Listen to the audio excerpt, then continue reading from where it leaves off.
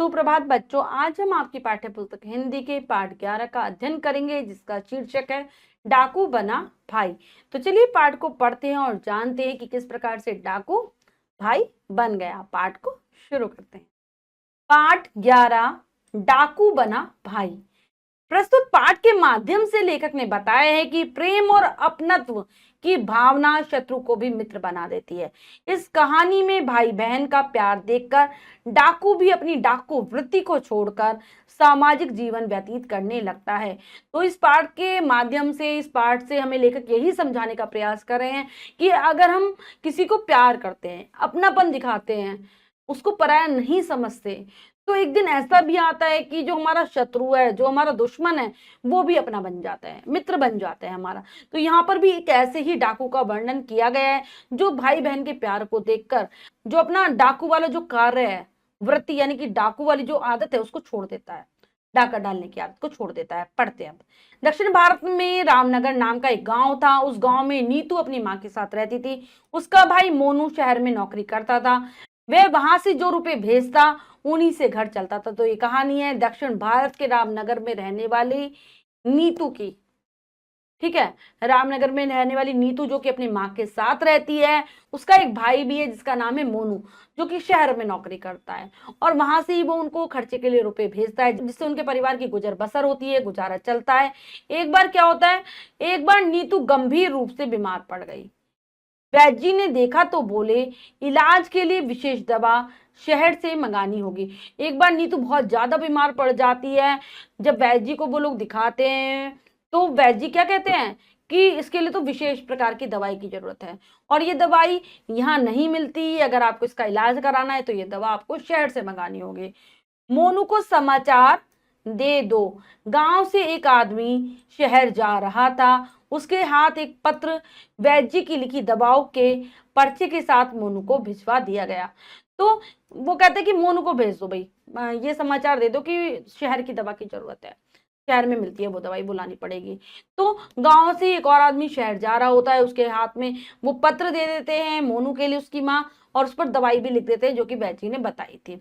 जो आदमी शहर जा रहा होगा वो मोनू को दे देगा और मोनू दवाई लेकर आ जाएगा गांव में। पत्र में बहन की बीमारी के विषय में पढ़कर मोनू चिंतित हो उठा। मोनू के पास उस समय रुपए नहीं थे। उसने कुछ रुपए उधार लिए और पर्चे में लिखी दवा लेकर तुरंत गांव की ओर चल पड़ा। तो जब पत्र मोनू के पास पहुंचता है, वो भी परेशान हो जाता है कि भाई मेरी बहन बीमार है, क्या करूं क्या ना करूं। उसके पास उस समय इतने पैसे भी नहीं थे कि वह उसकी दवा खरीद सके, इसलिए वो किसी से कुछ पैसे उधार ले लेता है और फिर दवा खरीदता है और गांव की तरफ चल देता है। रात काफी हो चुकी थी। मार्ग में सुनसान भयानक जंगल था, परंतु बहन के पास शीघ्र पहुंचने की धुन में मोनू तेजी से चला जा रहा था। एकाएक उसे कुछ भयंकर डाकुओं ने घेर लिया। तो काफी रात के समय मोनू अपने शहर से निकला था। वह जा रहा था, उसे पता था कि भाई एकदम सुनसान रास्ता है, भयानक जंगल भी पड़ता है, काफी डरावना, और लेकिन उसके पास कुछ और उपाय ही नहीं था। उसे जल्दी से जल्द अपनी बहन के पास पहुंचना था दवाई लेकर। तभी क्या होता है, अचानक से कुछ डाकू आते हैं जो कि बहुत ही भयानक थे, भयंकर डाकू थे, और मोनू को चारों तरफ से घेर लेते हैं। डाकुओं ने उससे पोटली मांगी, पर मोनू ने पोटली को अपने सीने से चिपका लिया और बोला मैं इस पोटली को नहीं दे सकता, इसमें मेरी बीमार बहन की दवाइयां हैं। तो डाकू जब देखते हैं कि भाई मोनू के पास पोटली है, जिस पोटली में उसने दवाइयां आदि रख रखी थी, उसी वो पोटली मांगने लगते हैं। तो मोनू मना कर देता कि भाई मैं ये पोटली नहीं दे सकता तुम लोगों को, इसमें मेरी बीमार बहन की दवाइयां हैं।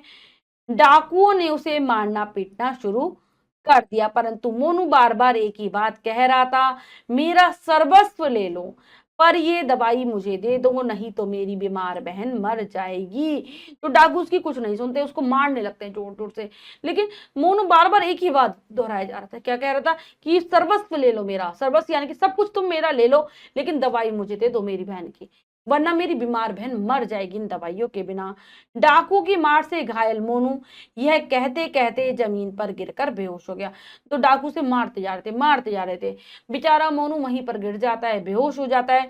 डाकुओं का सरदार था मंगल सिंह। उन सभी डाकुओं का एक सरदार था, उनका नेता था, वो था मंगल सिंह। उसने पोटली खोली तो वह चौंक गया। पोटली में कुछ रुपए, काम चलाऊ कपड़े तथा कुछ दवाइयां थी। तो जब जो मोनू था बेहोश हो जाता है तो मंगल सिंह उसकी पोटली को खोलता है। पोटली में क्या दिखता है कि कुछ ज्यादा सामान है ही नहीं। हैरानी में पड़ जाता है, दवाइयां हैं, कुछ रुपए हैं और काम चलाऊ से कपड़े हैं। मंगल सिंह चिंता में पड़ गया। उसने अपने साथियों से कहा, इसे अड्डे पर ले चलो। मंगल सिंह उसके सामान को देखकर चिंता में पड़ जाता है। वो कहता है अपने साथियों से, इसे अड्डे पर ले चलो। डाकू का अड्डा होता है, मतलब जहां पर वो लोग रहा करते हैं, उस पर ले चलो। अड्डे पर मोनू की मरहम पट्टी की गई। डाकू मंगल सिंह पोटली को लेकर मोनू के गांव चल दिया।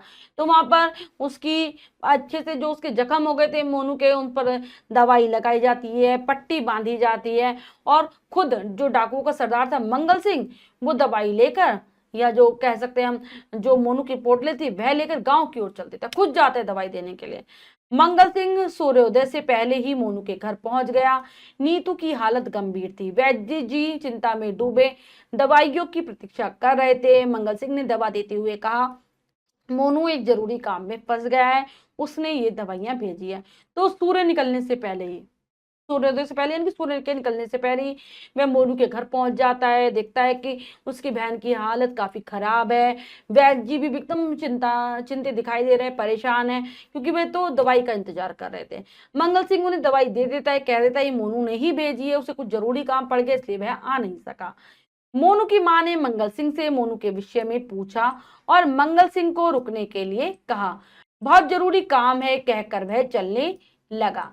तो मोनू की माँ जो मंगल सिंह से पूछती है, भाई मोनू कैसा है, मोनू के बारे में सब कुछ जानना चाहती है, पूछती रहती है, उसे रुकने के लिए भी कहती कि बेटा रुक जाओ, लेकिन मंगल सिंह नहीं रुकता, कहता है मुझे जरूरी काम है, और कहकर वह वहां से चलने लगता है। उसने चलते हुए कहा, मोनू को भी तो उसकी बहन का हाल बताना है, वह चिंता कर रहा होगा। नीतू भी भाई से मिलने के लिए बेचैन होने लगी थी, क्योंकि मंगल सिंह क्यों वहां नहीं रुकना चाहता था कि भाई मोनू भी तो बेचैन होगा अपनी बहन के लिए, जैसे यहाँ पर हालत है वैसे मोनू की हालत भी होगी, इसीलिए कि चिंता कर रहा होगा अपनी बहन के बारे में। और नीतू भी बहुत बेचैन थी अपने भाई से मिलने के लिए। भाई के लिए बहन की ममता देखकर मंगल सिंह का हृदय पिघल गया और उसकी आंखें भर आई। तो नीतू की बेचैनी देखकर और मोनू का प्यार देखकर अब मंगल सिंह के हृदय में बेचैनी होने लगी। उसके जो कठोर हृदय था वो पिघलने लगा, यानी कि उसमें दया का भाव आने लगा, उसकी आंखों में आंसू आ गए। मंगल सिंह ने अपने अड्डे पर वापस लौटकर मोनू से माफी मांगते हुए कहा, अब तुम घर जा सकते हो, तुम्हारी बहन ठीक है। जब तुम्हारे घर वाले तुमसे मेरे बारे में पूछे तो तुम मेरा परिचय डाकू के रूप में दे सकते हो। तो मंगल सिंह वापस अपने अड्डे पर आ जाता है, मोनू से माफी मांगता है कि मुझसे गलती हो गई, मैंने तुम्हारे साथ मारपीट की, अब तुम अपने घर जाओ, तुम्हारी बहन ठीक है, तुम्हारा इंतजार कर रही है, और तुम्हारे घर वाले जब मेरे बारे में तुमसे पूछेंगे तो तुम बता सकते हो कि मैं एक डाकू था।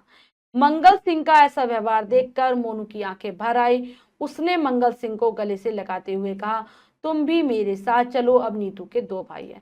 मंगल सिंह का ऐसी व्यवहार देखकर, उसकी ऐसी हालत देखकर मोनू की आंखों में भी आंसू आ जाते हैं। वे उसे अपने गले से लगा लेता है कि तुम भी मेरे साथ मेरे घर चलो, अब नीतू का एक नहीं दो दो भाई हैं।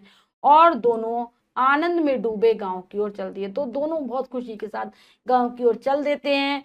वहां उनकी बहन प्रतीक्षा कर रही थी, वहां पर उनकी बहन जो कि नीतू थी प्रतीक्षा कर रही थी, इंतजार कर रही थी, वो बिल्कुल ठीक हो गई थी।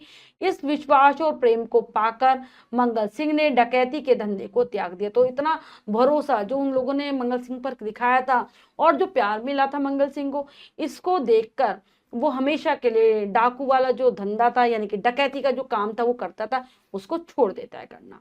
तो ये पाठ हमें शिक्षा देता है कि डाकुओं में भी भावनाएं होती है, डाकुओं में भी भावनाएं होती है, यानी कि हर मनुष्य के अंदर भावनाएं होती है। जब उसको प्यार मिलता है तो बदल जाता है मनुष्य। तो हमें कोशिश करनी चाहिए कि सभी के साथ प्रेमपूर्ण व्यवहार करें। उद्देश्य क्या है? भाईचारे की भावना जागृत करना, कि हमें सभी से प्यार करना चाहिए। अब हम पाठ के शब्दार्थ कर लेते हैं बच्चों। गंभीर, चिंताजनक, विशेष, खास, विषय में, बारे में, भयानक, डरावना, सर्वस्व, सब कुछ, प्रतीक्षा, इंतजार, बेचैन, परेशान, ममता, प्यार, धंधा, काम, त्याग दिया, छोड़ दिया। तो ये है पाठ के शब्दार्थ बच्चों, इन अच्छे से याद कर लेंगे। अभ्यास कार्य कर लेते हैं। क्या सीखा में से पहला प्रश्न है लिखित अभिव्यक्ति का सही विकल्प पर सही लगाइए। प्रश्न में 3 विकल्प है, 2 गलत है, 1 सही है। हम इस सही विकल्प को चुनना है, सही का निशान लगा देना है। करते हैं। नीतू किसके साथ रहती थी? अपनी माँ के, चाची के, मौसी के। तो वह रहती थी अपनी माँ के साथ। लगाएंगे अपनी माँ के साथ। गंभीर रूप से बीमार कौन पड़ गया? मोनू, नीतू। नीतू की माँ तो नीतू पड़ गई थी। नेक्स्ट है, पत्र को पढ़कर मोनू खुश हो गया, प्रसन्न हो गया, चिंतित हो गया। तो वह चिंतित हो गया था। जंगल में मोनू को किन्होंने घेर लिया? डाकुओं ने, शेरों ने, भालुओं ने। तो डाकुओं ने। मोनू की पोटली में क्या था? भोजन, दवाइयां, सोना। तो दवाइयां थी। नीतू की हालत देखकर डाकू का हृदय फूल गया, फट गया, परिवर्तित हो गया। तो परिवर्तित हो गया था। नीचे दिए गए शब्दों से रिक्त स्थानों की पूर्ति कीजिए। चलिए कर लेते हैं। मार्ग में सुनसान, भयानक क्या था? जंगल था।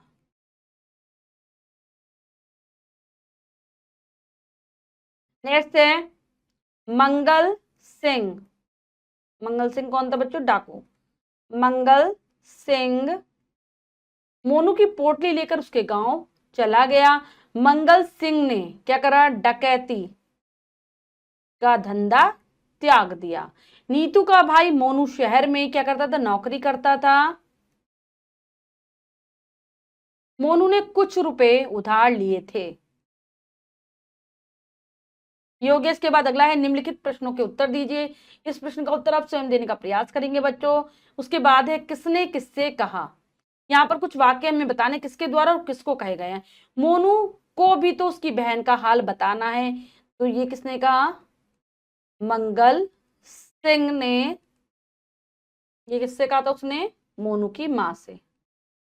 मोनू की माँ से। तुम भी मेरे साथ चलो, अब नीतू के 2 भाई हैं। ये कहा मोनू ने मंगल सिंह से।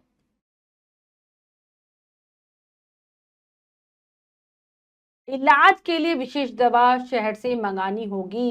ये वैद्य जी ने कहा था। जी ने किससे कहा था? मोनू की माँ से। मोनू की माँ से। इसमें मेरी बीमार बहन की दवाइयां हैं। ये मोनू ने कहा डाकुओं से।